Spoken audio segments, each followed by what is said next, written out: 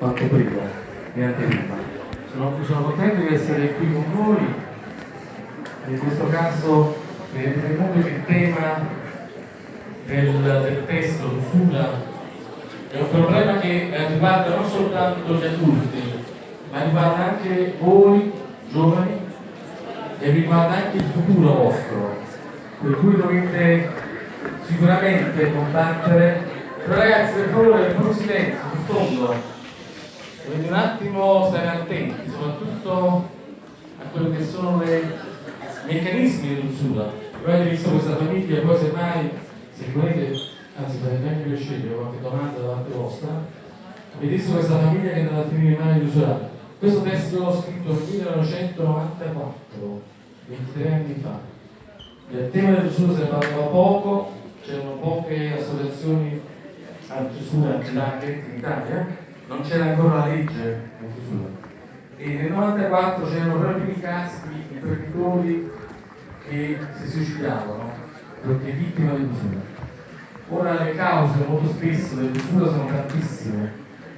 Uno può dire, a me non mi riguarda.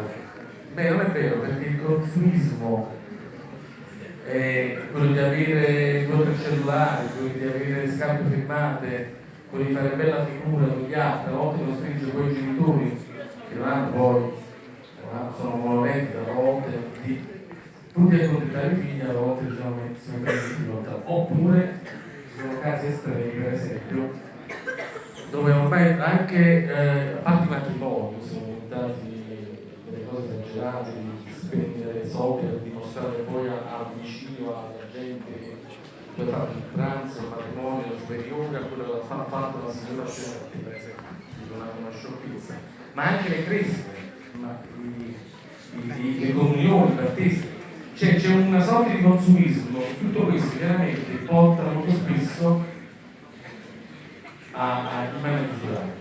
Per cui dovete stare attenti, l'usurare non è una persona così, è molto spesso anche il vicino di casa, è anche quello che si mostra disponibile a metterti in contatto per risolvere un problema immediato, per quanto riguarda gli imprenditori, per esempio. Le banche purtroppo sono quelle che sono, creano molto spesso usura.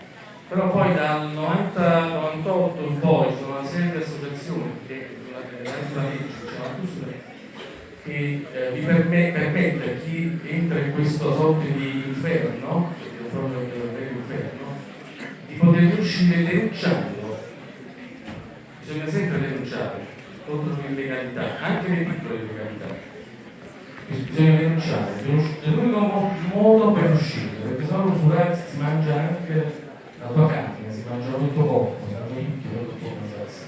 Per cui quando evitare di stare attenti a come gestire bene i propri soldi, pochi, ma meglio avere pochi soldi che aspirare a averne tanti e poi che sono soldi illegali. Per cui vogliamo vedere se ragazzi vogliono pure qualche domanda? Sì, se volete